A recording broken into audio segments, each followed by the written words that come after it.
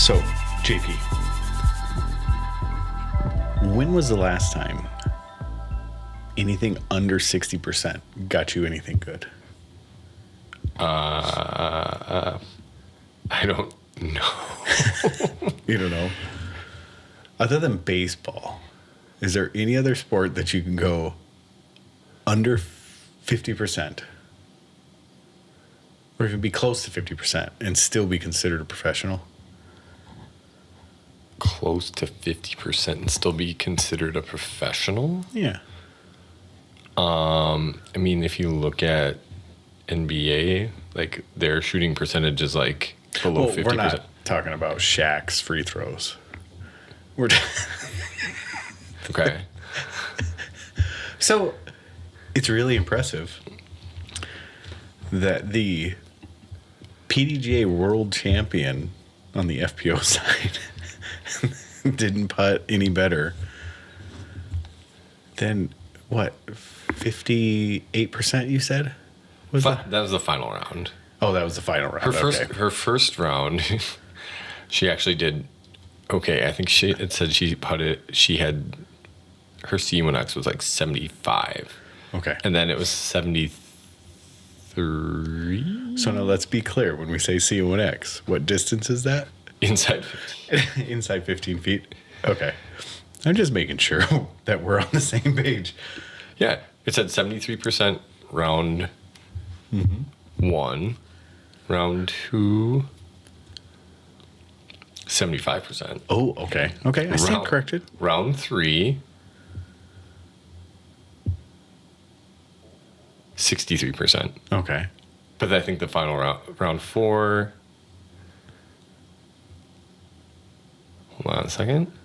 55%. Okay. And then today, I think it was 58%. Wow. Is what it said. 59%. Right. Good for her. It kind of gives the that whole saying, try for show, putt for dough. Right. Just blows it out of the water, doesn't it? Kind of. Yeah, right. All right. Well, there's a clip of what we're going to be talking about. This is the Night Owls Disc Golf Podcast. It wasn't called the Door Disc Golf Podcast, but it's the Night Owls Disc Golf Podcast. Mm-hmm. And I'm Shane. Oh, I'm JP. He just took a big drink of Gatorade. Yep. Have you ever watched League of Their Own? Mm-hmm. Isn't that a good movie? Yeah, I haven't seen it in a while. But you know what's funny is lately Jennifer Garner's been in those like Capital One or whatever she does, and the latest commercial is a take on A League of Their Own. Oh, really? Mm-hmm. So this girl, woman's going up to bat or whatever, and she's complaining, and she's like, "There's no crying in baseball," and then she goes on and gives some spiel about money back or whatever it is. And yeah. Yeah. Oh, that's a good one. But Tom Hanks does it so good because he's the drunkard in it, you know, the washed up baseball player that whatever. And was it a washed up baseball player or manager? He was a baseball player. Yeah, he was a baseball player. They asked him to be manager. Yeah. Yeah. Because for some reason he couldn't be in the war or something weird like that. I can't remember what it was. But yeah, so yeah, we were watching that recently because my daughter was asking about it because she was asking she has this weird thing with wanting to play sports that women don't traditionally play. She's like, I'd really like to play football. And I was like, go for it. There's nothing saying you can't play. Mm-hmm. And she's like, no, but then I'd get hit really hard. And I go, yeah, but you can do it. It's no problem. Yeah. You just like everybody else. And somehow we got on the topic of League of Their Own. Okay. So I started the movie before we came up because she was like, you want to put that movie on, Dad? And I was like, what movie? She goes, the one about the girls playing baseball. I was like, oh, sure. So she's down there watching with my wife right now. Right on. Yeah. And I really enjoy it because I'm a huge Tom Hanks. Tom Hanks? Yeah, Tom Hanks. Did I just have a stroke or something? I don't know. Yeah. Something happened there.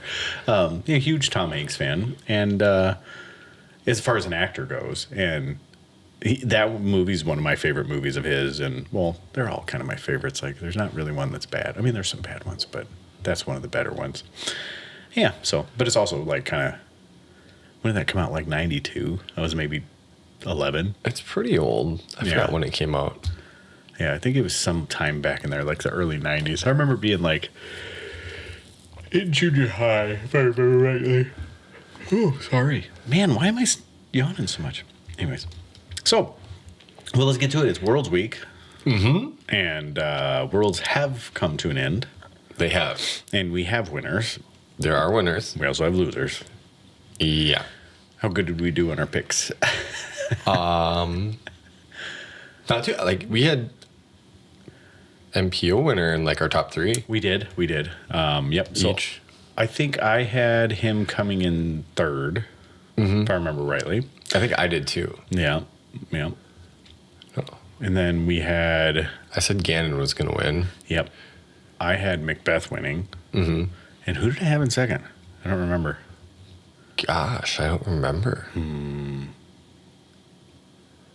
I thought you had it written down. I was like, boy, I hope when I get to Shane's house, we can look and see if we wrote down. No, but I usually write them down too. Yeah, I'm not sure yeah.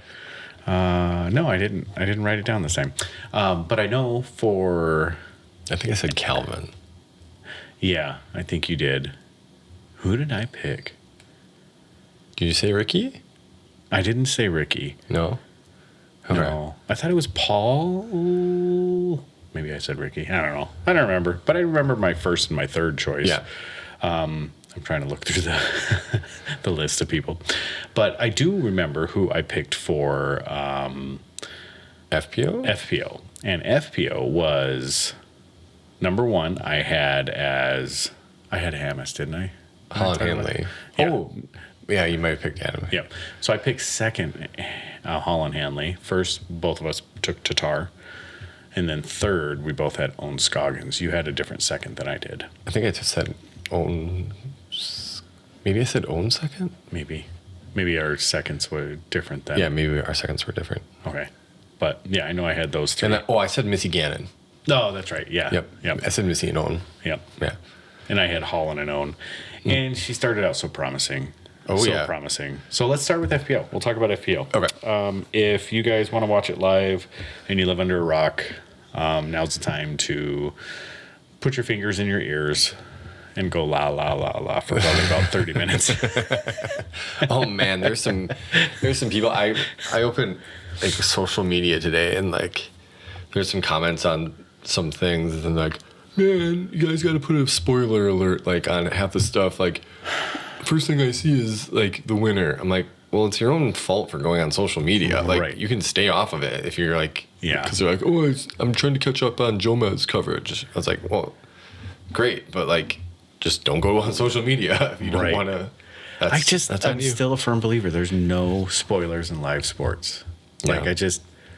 you can't. Like I don't know. Like if I said that Green Bay won their preseason game against the Ravens, are people gonna be mad that I said that? No, because there's no spoilers in live sports. It's Well, just it is what it preseason, is. too. It is. Like, it doesn't preseason, mean yeah. much. No, it didn't. We were like third quarter into the game. Like, you want to go? Oh, It was a blowout. It was so bad. And it was like, we got there and it was, I don't know what the stadium attendant was because they usually do the attendance thing. They didn't do it this time, but it was probably in the 60,000 range. Usually they're in the 80s right in there. oh, I don't know And- if Lambeau holds that much. Yeah, they do. Really? Like 82 or something like that. Don't Oh, they? wow. I didn't know that. I swear when I went to the Vikings game, it was like 79. It was like just Oh, shy wow. of capacity. Okay. Maybe I'm wrong. Now I got to look it up. Huh. But anyways, so that's why they didn't show it.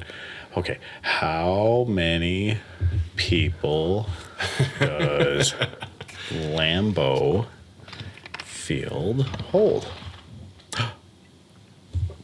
Yes, 81,441. Really? Yep. Wow. Yep. Okay. So, yeah, it's now the largest venue in the state of Wisconsin, edging out Camp Randall, Dang. which is the UWM. Yep. UW Madison, Wisconsin. So there you go. Anyways, so yeah, I bet you it was in the 60s. I bet there was about 20,000 seats empty, I would say. Wow. No, maybe not. I don't know. It's hard to tell. Like, I don't know. I don't go to games all the time, so I don't know. And I've gone to like 3 games total.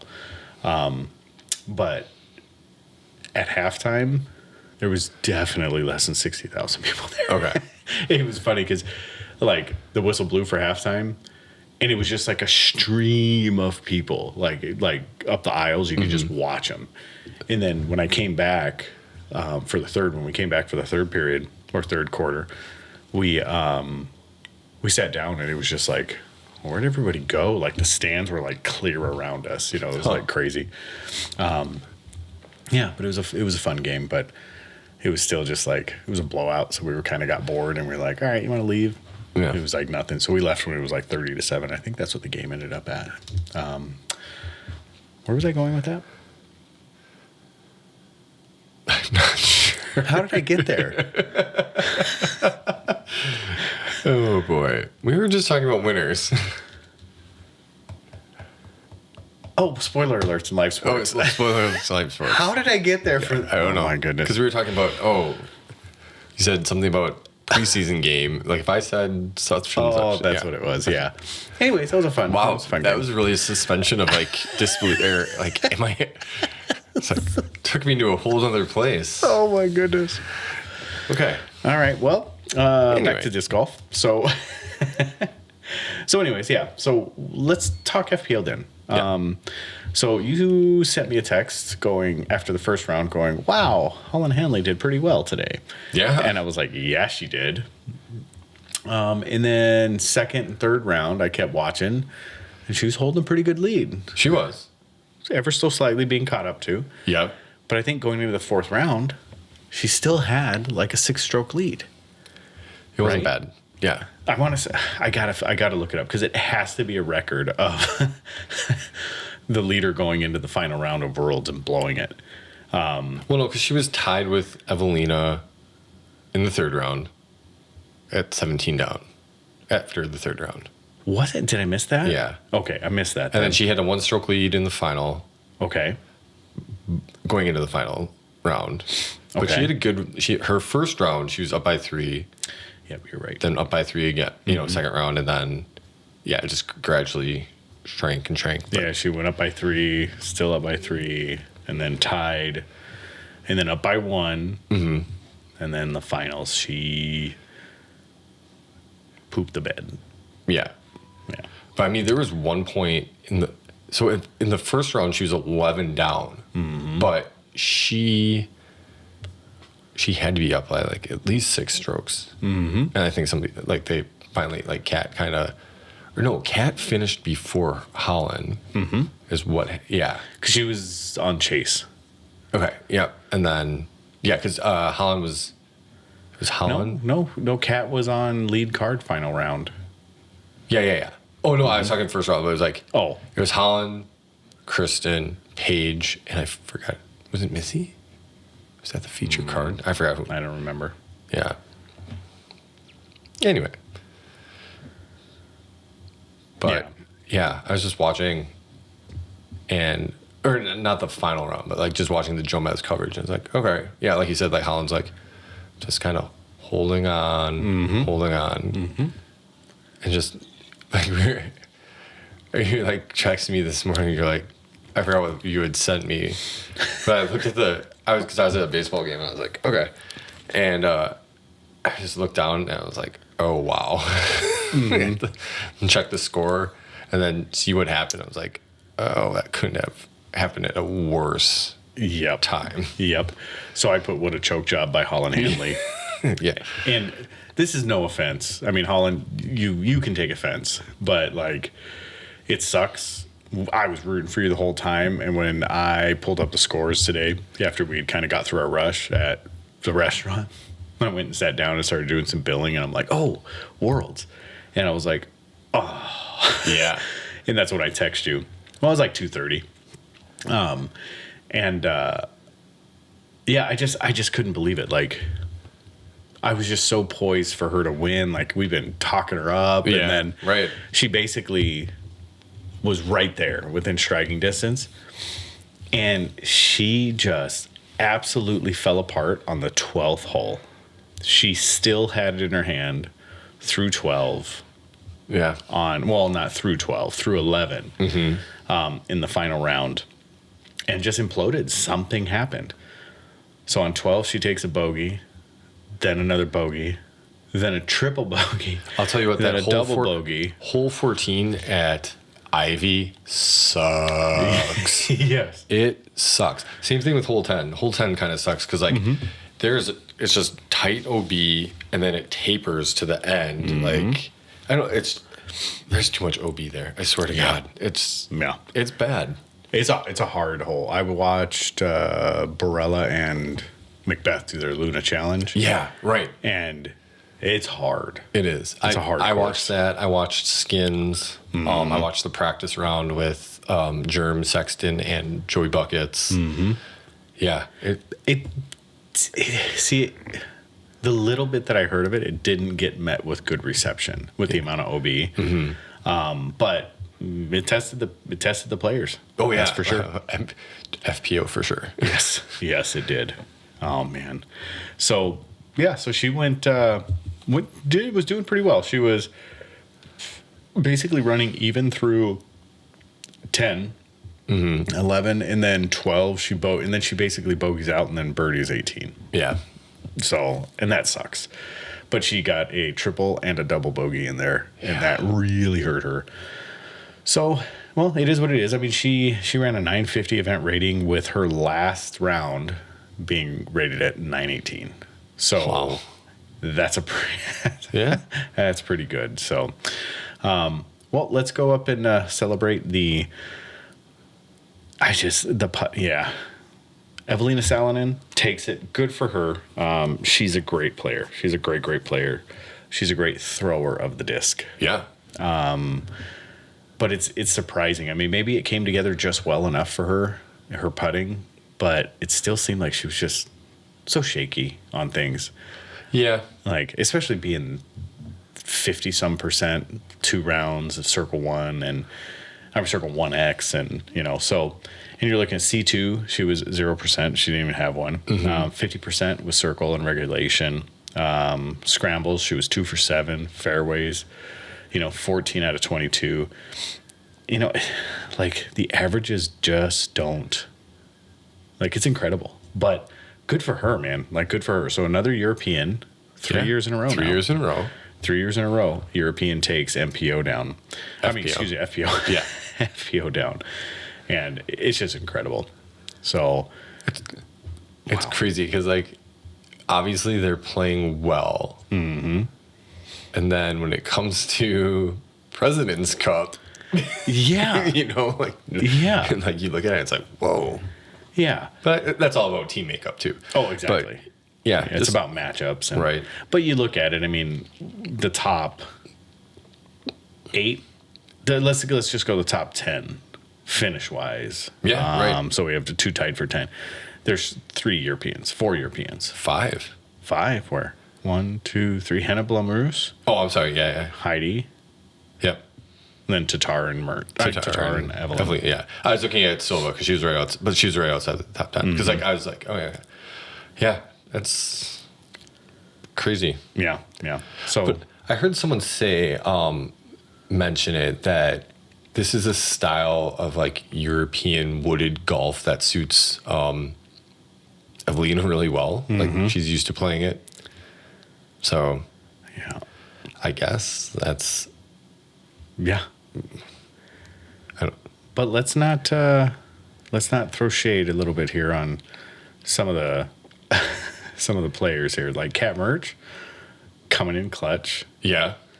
Jumping up. She jumped up quite a bit. So round 1, where was Mertsch? Mertsch was. So she was 3 back. Round 2, she was 4 back.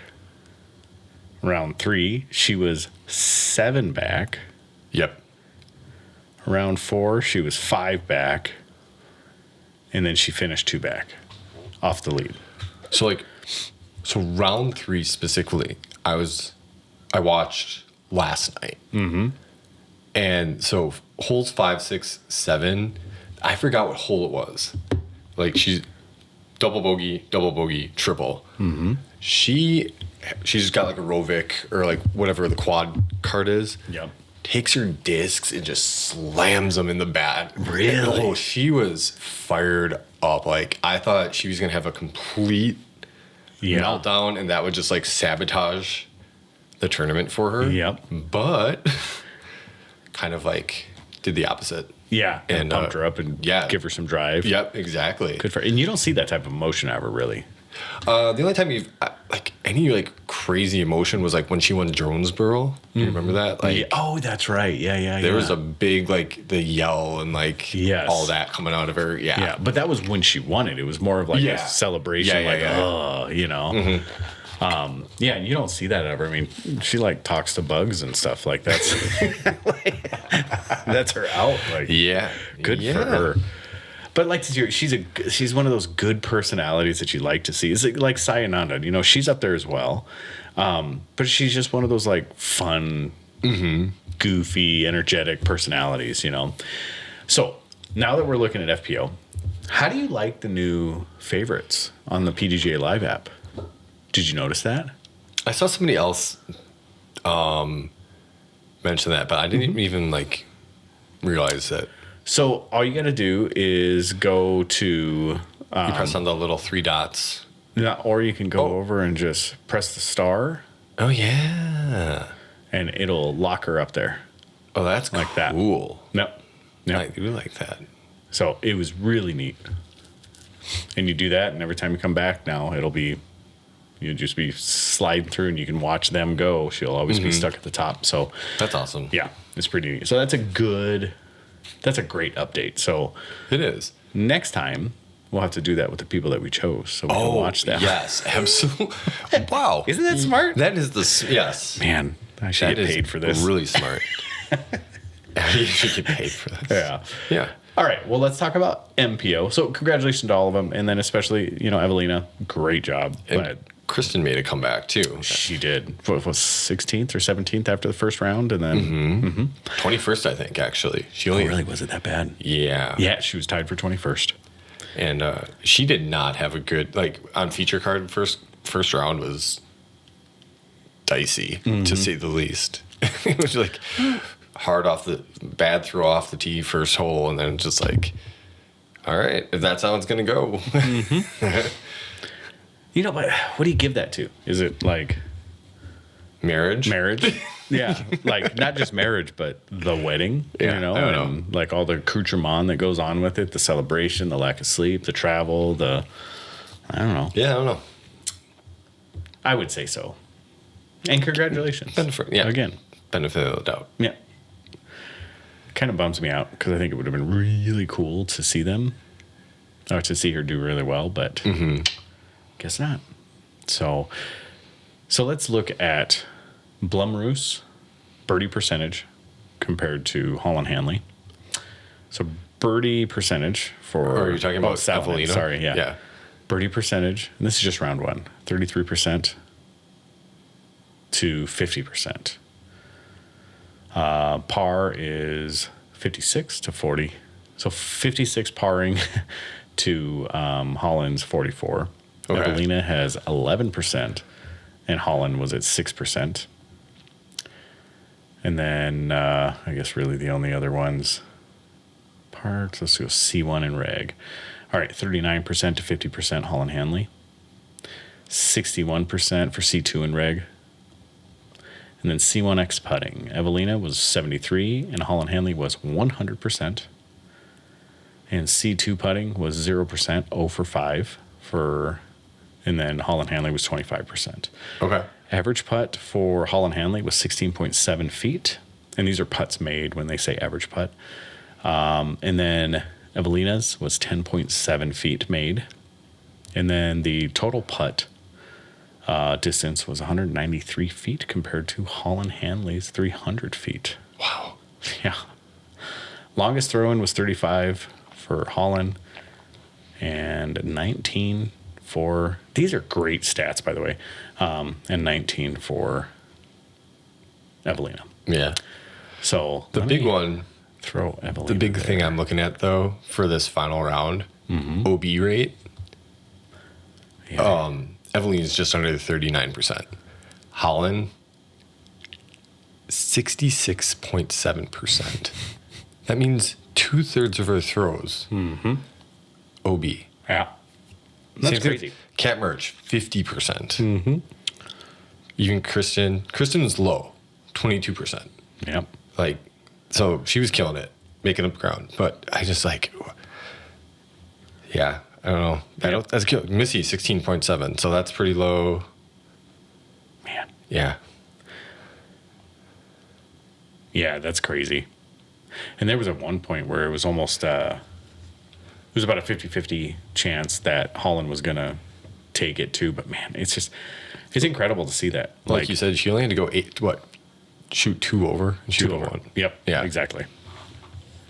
But that didn't. No, didn't happen. So, and then I love looking at the stats overall. Mm-hmm. They're almost evenly matched up.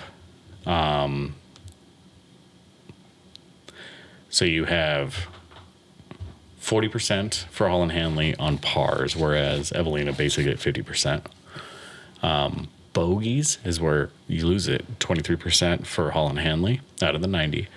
And so she had 21 bogeys or worse. And Evelina Salonen only had 13 or worse. Okay.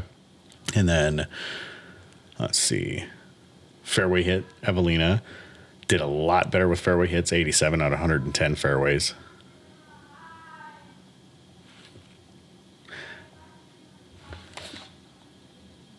That's really picking my son up really well. Yeah. What if you guys can hear that? So, yeah. So, yeah, it's impressive. So, anyways, fairways hit 87 out of the 110 fairways compared to 73 out of the 110. So, yeah, I love these stats, by the way. These are great stats. And I don't know, what's the gained tee to green? That would be like drives, like shots gained off. And that would be directly compared to the field or the competitor? The field, pretty sure. Okay. So like she would have gained like however many strokes on the field just by her drives. Okay.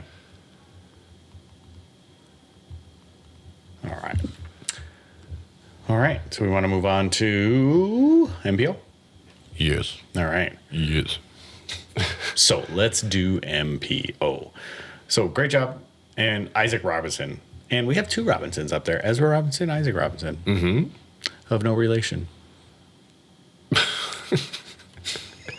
Nope. I'm sure they have no idea who they are. Nope. Each other are. Complete strangers? Yep. All right. So let's get into the thick of it. So Isaac Robinson basically wire to wire. Yeah, wire to wire. The wire to wire. So Barella and Robinson were tied after the first round. Yep. 11 down, 11 down. And then round 2, Barella must have like fallen off a cliff because he was nowhere to be found. But Isaac Robinson was up there. Adam Hammes came, and he was 16 under. Yeah. Joseph, Joey Buckets, and then Simon Lizotte. And then round 3, Isaac Robinson was 26 under, and Joey Buckets was still sitting there with a 22 under, so 4 back. And then Isaac Robinson, still 32 under after the 4th round. And then Nicholas Antila kind of sneaks in there. And then Calvin Heimberg finally shows up. Yeah, he was on the chase card. Watching Joe Maz, he and Eagle, they were definitely making Eagle's like kind of up and down during the 4th round, but he's making a charge, and he made a good charge today. But yeah, they were trying to follow Calvin. Same thing with like James Proctor and Gannon on. I think they were on the 4th card for round 4, and they were just kind of. I saw a wicked spit up for James Proctor, and I was just like, I saw that too. On hole 14. It was like just basically in. Yeah. And then just the roll down the hill, and then roll down the path, like the walkway out of bounds. I was like, oh my God. And then the same thing kind of happened to Nicholas today. I didn't see that one. Oh, yeah. He had a bad spit out on 14. That was tragic. That was. Yeah. So then you look at who came in in third, Eagle McMahon. So let's have a quick conversation about Eagle McMahon. After the first day, kind of doing Eagle things. Well, this year's Eagle things. It was like 31st place or something like that. Finished in third. Yeah. Like, that's movement. It is. He should have been the dark horse pick. Oh my goodness, he should have. He should have. Like his average or his event average was 10:46. Okay. And I want to say his highest round was, what was it, round 4? No. I thought today was a bit. Yeah, maybe it was today that was his highest. No, neg 8 on round 3. He had a 10:53 today. Yeah. Yeah, I guess it was his, but he played pretty darn consistent except for round 1. Round 1 he was just at a neg 3, 10:26 rated, and it looks like essentially what got him was circle and regulation on that first round. So he dropped a couple long putts on 12 and 18. Well, looked like an OB stroke on 18. But yeah, so good for him. It's good to see him back because I didn't watch the coverage, but was he utilizing his forehand? I didn't see much. I know he was talking about really working on his backhand turnovers. Yeah. So maybe that's what he was utilizing quite a bit. I mean, he says any mere mortal would never say something like this. Yeah, I don't throw any far forehands, like 350 or under. Right. Like, whatever. Just the chip shots is all you're throwing, Eagle. Yeah, Thanks. exactly. So, yeah, so good for People Isaac Robinson for that. So, let's go through real quick. So Isaac Robinson took first at 37 under. Nicholas Antila came in runner-up's place, and it was negative 33. And then Eagle McMahon, 32 under. And any notables, anybody that we kind of big name. So Heimberg was in 4th. Wysocki was in 6th. Lizotte was tied for 7th with Burr and Ezra. And then let's see. Anthony Barilla finished in 13th. Paul Macbeth, 16th. Is there really anybody beyond that? No, not really. I mean, you got Sexton down there in 33rd. Yeah, James Conrad, 38th. Yeah. Marweed. Yeah. Yeah, Presnell's down there. LaCastro's down there. Man, he has been awfully quiet, by the way, Castro. Yes. Yeah. Very. Yeah, and then very quiet. Then we got Brodog. Got attacked by Hornets and had to exit early after the 3rd round. And he had made the cash line after the 3rd round, so he was good to go for the rest of the tournament. So he got, that's the word on the street is he got blasted by a bunch of Yellow Jackets. Yeah, so Reddit, the question had come up. I'm sure he'll talk about it on his podcast. But yeah, someone had just asked, why he ended up DNF, and apparently he ended up stepping on one of the underground Yellow Jacket nests or whatever. Got ground hornet or whatever it is. Yeah, got stung in the leg, and apparently he has a pretty serious allergy to it. Oof, is what somebody was saying on the in the Reddit chat. So hopefully he recovers okay. Yeah, I was gonna say hopefully he's good. Because it stinks. I hope he carries an EpiPen. Yeah, especially being outside. You're right. I mean, I'm sure there's plenty of medical attention, close by, whatever. But just in case, I know for sure. My dad's pretty seriously, and he carries one. Golf bag, any kind of outdoor activity that he's doing. Sure.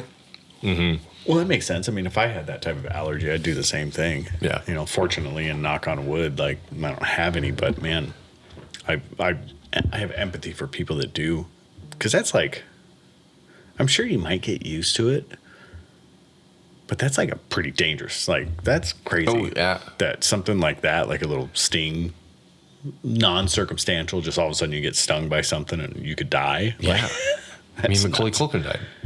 What? Well, No. how many times has he died, though? No. Oh, in that. Yeah, that's My Girl. right. I forgot about that. Oh, that was such a sad movie. It was. Oh. That kind of brought a tear to my eye when that happened, by the way.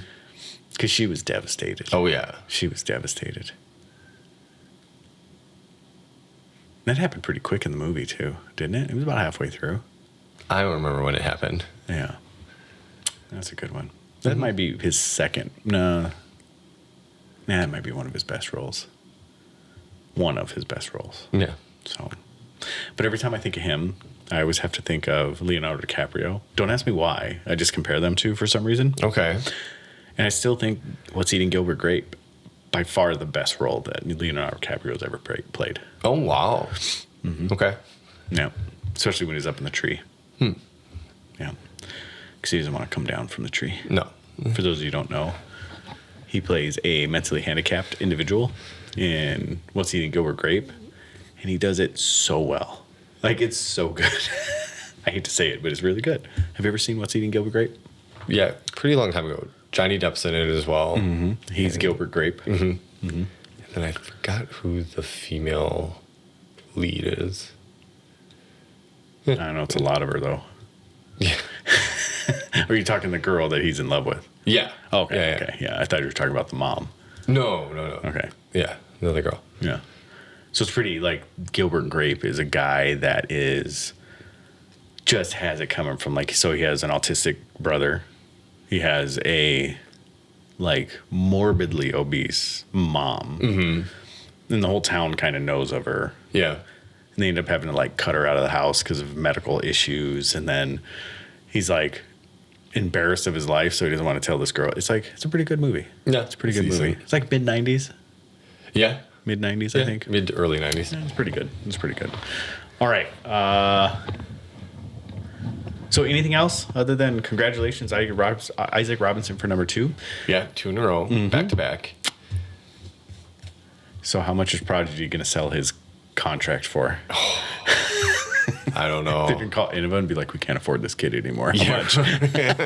Take his brother too. Yeah, exactly. Like, yeah, I don't know. Like, it's a interesting. I feel like the Prodigy set themselves up where they will try to maintain contracts with both of them. After dumping KJ and Vino, Yeah. that just seems like the play. Like, how are you going to get rid of a 2-time world champion? Yeah. I don't know. Well, I mean, his contract's up. The Prodigy doesn't sell discs. So unless they have some sort of, like, angel investor, Right. where's this money coming from? Because he's worth a lot of money now. Yeah, he is. 2 years in a row. And that's really where he performs. He was kind of like Emerson Keith for a while, you know? But except he was taking the crown home. There's a really funny. I saw a meme somewhere. It was like, gosh, watching Isaac Robinson. What was it? Watching Isaac Robinson during the rest of the season. You're like, how does this guy win worlds? But watching Isaac Robinson during worlds, you're like, how does this guy not have more wins during the tour? Exactly. And then he commented. It said same. Good for him. Yeah, because it's true. Like, he just, like, turns it on, and apparently, Isaac and Gannon were, like, on tour life, and they were asking him who's going to win, and Gannon said Isaac, and Isaac said his putt was feeling really good. Yeah. During his interview with them, and then even on like one of the blogs that they do with, like, or I don't know if it was Gannon's or Alden's or whatever, but he said on there too, he's like, Isaac's gonna win, and Isaac kind of like was like, I think I'm gonna win. Yeah. Yeah. So I mean, Well, I he's would just hope playing so. just like he's kind of trending upward up to this point. Like, I think his highest finish was like 3rd or something this year, but like he's been playing pretty decent up until this point now. Yeah. In the past couple weeks. Yeah. Yeah, it's amazing to see people come through like this, and it is a 5-round. I mean, it does show that he has endurance because he hangs in there. He does well. I don't know. Maybe it's a hype monster. You know, maybe it's something like all of his buddies or like all of his boys are sitting around him. His ride or dies are like, man, you're gonna win. You're gonna win. You're gonna win. And some of these guys are the best players in the world. Hence the finishing places. Yeah. So yeah, it's incredible. It's incredible. I'm gonna have to text somebody real quick to tell my son to hush his face because he's yelling all the time. We're going to have a pretty awkward conversation, too, about Isaac and Ricky. And both of them having 2 world championships and how Isaac's going to pass them up, probably. I think so. I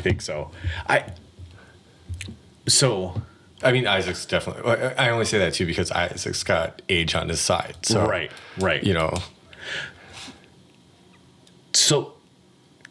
So let's do something real quick. Okay. So we have Paul at 6, right? Yeah. We have Paige at 4. We have. You're just talking. This is just active. Just players. Yeah, players. Tatar at 2. Mm-hmm. We have Ricky at 2. Mm-hmm. We have Kona at No, Pierce or Paige Shu. Kona. Good Lord. So we have Shu at 1. Who else do we have? Because outside of Ricky and Paul, nobody has won worlds except for Barsby in the last like 10 years or 12 years or something like that. Isn't it something like? Because Barsby won it in 16 or 17. Conrad. Oh, Conrad. That's right. Yeah. The shot. Yeah. Conrad is 1. All right. So Conrad. He won't get another one. I don't think so. Okay. Barsby. Unlikely. Mm-hmm. I thought the first one was kind of unlikely. Right. Yeah. It was. Yeah. Paige Shu. Less than likely. Mm-hmm. All right. Pierce. I'm starting to lean to less than likely. Less than likely. Yeah. So not going to win one. I'm not saying she won't, but I don't think things are catching up to her. Mm-hmm. Okay. So I think it's less likely that she would win another one. Okay. Not out of the realm of possibility, but it's just less likely that she will. Yeah. Okay. And then what do we got? Tatar. She has enough gas in the tank where she's probably going to get another one. Mm-hmm. Who's the other 2-time? We can put Ricky. Gosh. See, it's hard. I think I put her on the Page thing. Like, maybe? Or put him on the Page thing. Yeah. Like, maybe? Like. Yeah. I feel like conditions have to... I don't know. There's just got to be something where, like...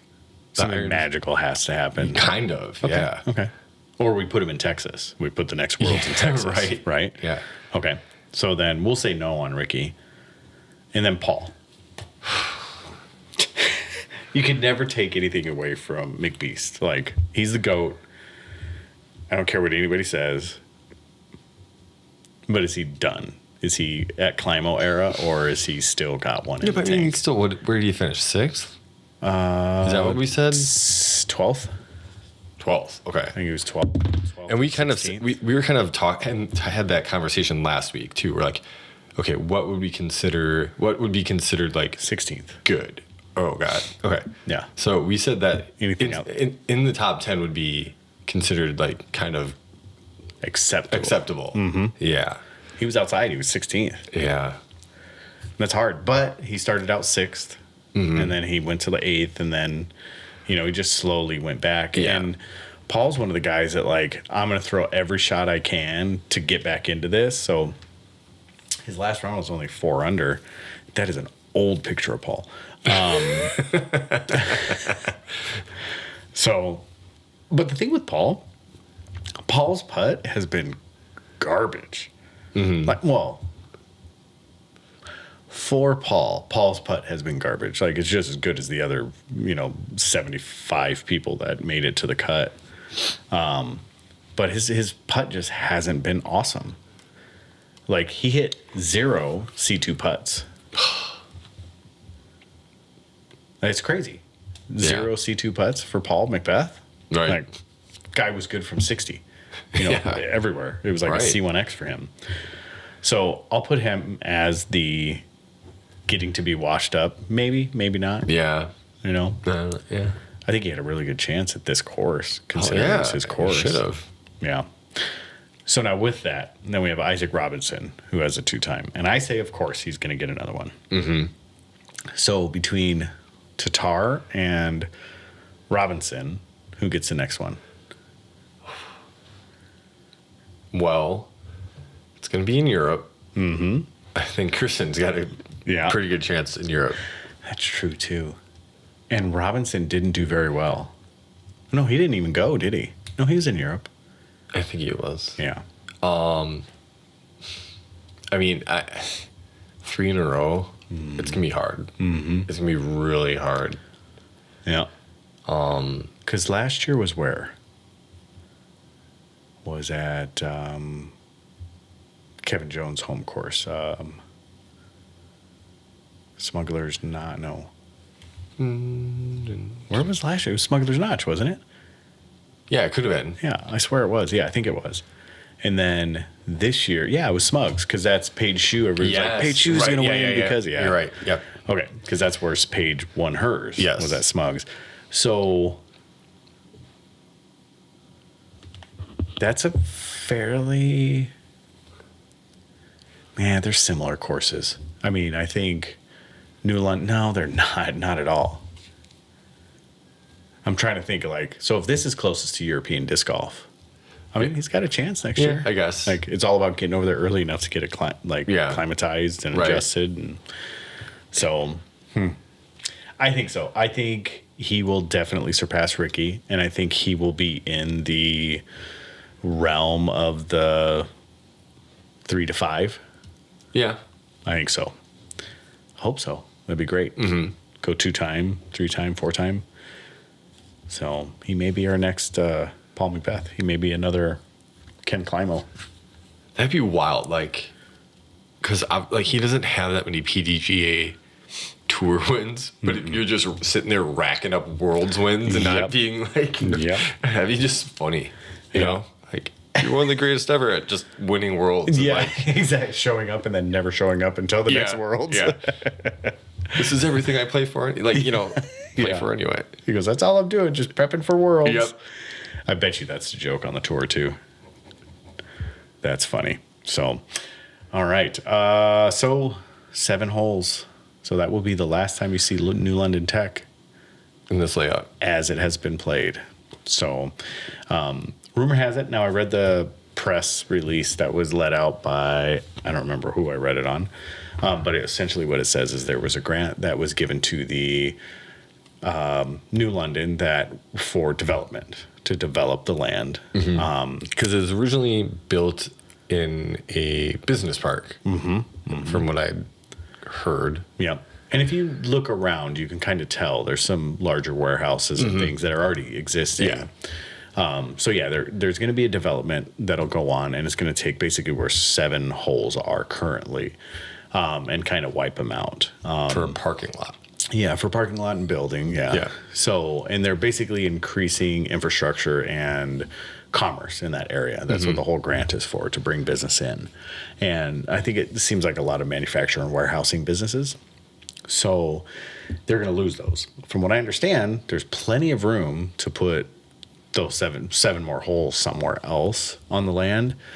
But they're trying to save it because I guess there's a grants matching. So the money only comes if they find somebody that will match, right? Yeah, that's a rumor that I heard somewhere. Okay. I think from Tour Life they were talking about that. Like, there has to be matching money or something like that. Okay. But gosh, it's like kind of wild to think you just have this huge tour, and like that area, there's a lot of great disc golf as well. So like, it's kind of one of those things. It's like, well, we're trying to expand one aspect of bringing people and like money to this area, but these courses also have the potential to do that. Like, look how many people came to New London this past, came there this past weekend or this past week, right, to watch disc golf. Yep. Like the potential to like have that keep going is kind of ridiculous, and hopefully something can happen, because Paul was reaching out to people asking, okay, if you can rate the course,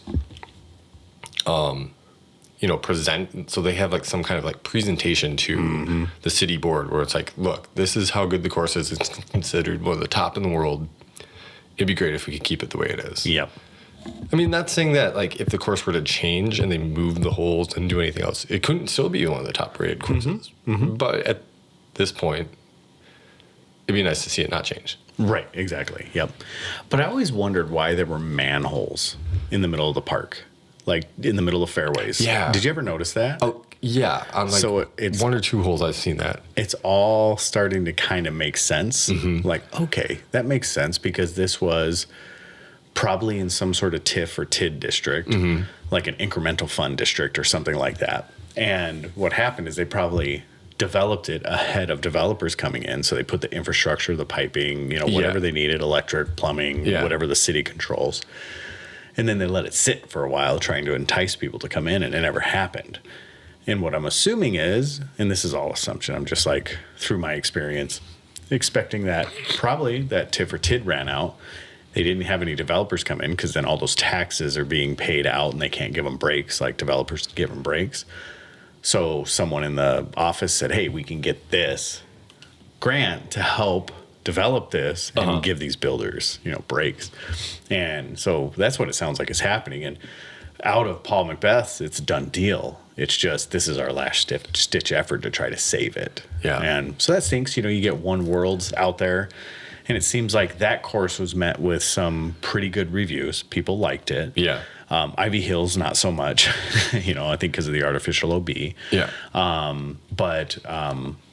So we'll see. We'll see if the power of the people and the word and, just the dissemination of getting everything out there to say that it's one of the better courses in the world will help that. It could. So here's a question for you. Remember about 2 or 3 years ago when Paul was living in Virginia and he was building his own course? Yeah. What happened? Where did that go? Well, because that was on his house. It was. And so they moved, and Paul's didn't like, Paul lived in Florida. Yeah. Right. But like, so Paul and Hannah moved to a different house in Virginia after, because like I heard Paul's parents moved into, or someone's parents moved into that house. Okay. And so they moved into a different house in Virginia. And after that, they moved down to Florida. I think that's how it went. But yeah, because they had that whole training gym. They had all that stuff out there. Right. I don't know. It's very strange why all of a sudden it's like, yeah, we're moving, and then just kind of. And all of a sudden they're in Florida. Yeah. Yeah. Just wild. It is. It is. And it's funny because where they're at in Florida is like really close to where my brother lives. Okay. But yeah, I'm like, it's just surprising to me that that's just like gone off the map. Yeah. Right. Because like it was a lot of land. Mm-hmm. And like I remember watching like a vlog, or I don't know who it was with, but they were he's like driving around in like a gator. Foundation. Is that what it was? Mm-hmm. Okay. Yeah. And he's like he's like, okay, this fairway is going to go up here. I'm going to put a basket here. Yada, yada. And he had them somewhat set up. He was like carrying a basket around to show them where the pins would be. Yeah. Yeah. And they were playing it as they were doing it, right? Yeah. I think so. Yeah. I think that was with, actually, I think that was with before Zach left. Wasn't it Hunter and Zach? Yeah, it could have been. I think that was one of the last ones, Zach. Okay. Because then Brody appeared after that. Yeah. If I remember rightly. That could have been. So I think it was one of the very last ones with Brody and Zach. Because there was another video I remember too where Simon went to Paul's house, but I don't remember what the reason was. I think, that was after his shoulder or his elbow injury, right? It could have. Just before it, maybe. Maybe just before it. Okay. Yeah.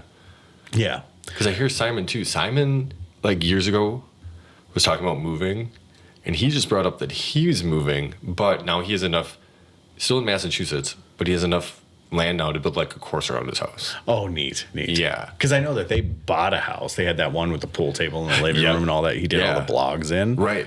I wondered that. I'm assuming that's the one he's moving away from. Yeah, I think they probably outgrew it now with 2 kids and all that. Two kids. Yeah, that's right. Yeah, He had 2. they have 2. Okay.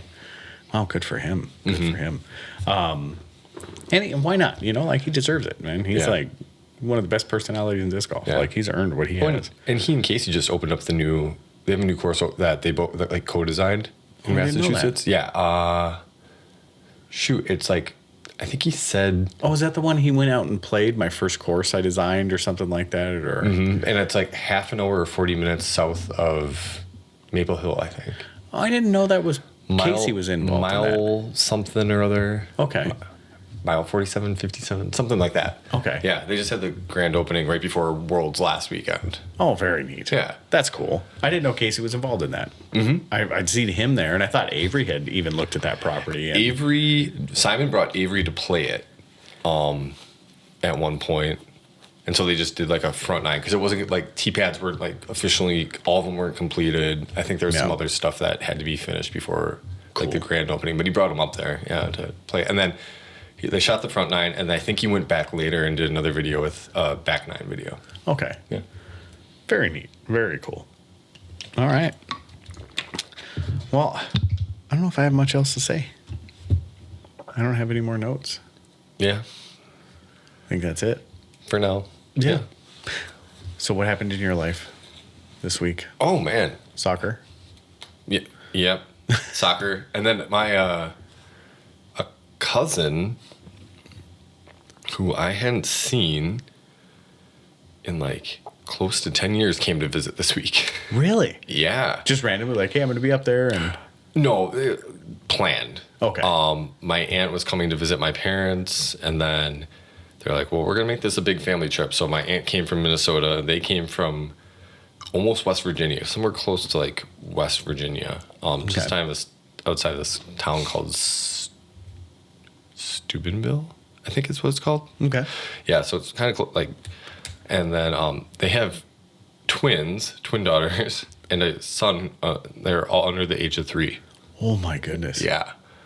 So that was pretty wild. So I'd never met their kids, and they'd never met Lulu. So very neat. So you got to catch up a little bit? Yeah, Lulu or me. Gosh, yeah, it's been a long time. So yeah, we just like had a cookout the other night and caught up. It was pretty good. That's nice. That's nice. That's cool. What do they do? What do they do? Uh-huh. She's a stay-at-home mom, but her husband had like a urban development. He's part of the city. Oh, okay. City planning. Okay. So he does that. Very neat. Yeah. Very neat. Yeah. I spent basically almost all my waking hours doing something, but we did a lot in the shop to get it cut up because we're going to be opening it hopefully it will be the 31st. Yeah. And I think we're on track. I think we basically got like kind of touch up things to do, like hang some posters, do stuff like that. Sure. It won't be 100%, but it'll be 80%. Yeah. So we got like a net to hang. We have a couple pads to put up in the throw room, and then bring the inventory. So Tuesday, I'm going to load up my truck and trailer and head it down there, and then make one more trip, and then hopefully get everything there to Tuesday. So the Fish Creek shop will be officially done on Tuesday. So Monday will be our kind of last day. So tomorrow will be our last day in the Fish Creek shop. Dang. And then we'll be hopefully back open by Saturday. If not Friday, we might do a soft opening Friday, but we'll be open Saturday the 31st for sure. Wow. Yeah. So jeez, it's happening. Yep. It's happening. And then I've already put in some order for some equipment for a donut shop. Yeah. We'll be replacing the disc golf shop. So that's going to go in there. So we're in the process of, doing all the fun stuff with the state and the health department and all that, and getting all that stuff lined up and ready. And then once we get all that finalized and planned, then it's just getting to it. So with that, and then we'll have the shop open in Green Bay. And yeah, so life is moving along, but it's going to be a busy one for the next couple months. Yeah. Wow. But yeah, we're excited. But Matt's about it. He's like, I just kind of like, because he would self-proclaim that he's not the carpentry type person. Okay. So, but he's been doing awesome. Like, I just kind of walked in there and I'd do a couple things and then I would leave him with a task list, you know, and he would, and I would just kind of give him a really brief rundown of how to do something. Sure. And he'd get done. Like, and he's just figuring the stuff out. Like, he's never really done any of that type of work before. And he's just getting it done. So it hasn't been all on me, which is great. And, once we get everything moved down there, he's going to kind of merchandise it all for, over the next couple days, like get everything ready, get everything set, and then re-inventory everything. And then we have a large House of Disc order coming in. We have another Discraft order coming in. We have baskets coming in. We have bags coming in. We have a bit of Zuka coming in, and then we have whale sacks. I'm trying to think of what else I ordered or what else we ordered. But yeah, so we're about to fill a space is what we're going to do. And then the other thing we need to do is get our putting baskets, the ones that are going to stay in the shop, which will only be 2 of them. But we got to figure out, excuse me, which ones to get. And from what I understand, the Prodigy baskets are the best ones to get. Yeah. That's what we should do. Get 2 of the Prodigy T ones that everybody loves so much. But yeah, so then we just got to get those and then we're good. And it's basically like kind of those final touches, like vinyls on the windows and store hours. And then, you know, putting logos where we want to put logos, doing like, you know, dolling up the place. Sure. That'll come over the next couple months. Nice. You know, so, but all the inventory and everything should be open and ready to go by the 31st of September. Cool. August. Okay. Not 1 month from now, 1 week from now. Got it. So, yeah, so keep an eye on that. So, doordisc.com and then door_disc_golf and then night_al_pod. So, that's where you can kind of keep up with everything that we do. Mm-hmm. All right, anything else? No. Here's one. Okay. When it's hot outside, do not fart and get out of your car and close the doors. Because when you get back in, still waiting there for you. Oh, boy. I will attest to that. Didn't dissipate? No. So it was one of those days, like, so protein has been a big part of my diet. Oh, yeah. It's no bueno. Then I found that oat stuff, right? Oh, yeah. So that's good. It works. It doesn't give me that much gas. It doesn't give me gas really at all. But then, like, supplemental stuff, like, oh, crap, because I've been driving back and forth to Green Bay. I don't know. I bet you I made that trip 5 times this past week. Oh, wow. That's a lot of driving. It is a lot of driving. And I would just stop and I'd, like, grab a protein bar or eat eggs. Like, I'd grab the eggs from Quick Trip, you know, and by the end of this week, it was bad. It was like, yeah, it was bad. It was bad. But it was bad. I don't even know how to explain it, but I got back in my truck. So my truck has cloth seats. Yeah. And I was kind of lighting it up. And then I stopped, got out of the car, and then I got back in. And I opened the door back up after I sat down. I was like, oh, no. I've had days like that driving around where it just lingers in the cloth seats. Yes. And it's stupid. Like, I don't know what it is. Like, and it's funny because I always joke around, like, if I'm sitting in the car with my kids and I fart, I'll, like, bounce up and down on the seat, to get it moving. Oh, it was so bad. It was so bad. Like, I got in, shut the door, and I immediately opened the door and, like, stuck my head back out the door. And I was like, that can't be for me. And then I turned the car on, and all 4 windows, and then the back sliding glass window, everything was open. It was just like a whirlwind of stuff. There were things flying out the truck. I was like, I don't care. I can't breathe. My eyes are watering. Yeah, so there you go. So when you're on a high-protein diet, keep those windows open. All right, guys. Well, with that, deuces in the toilet and keep it subpar. Peace out. Do you want me to wait so you can say goodbye? Bye-bye. Bye.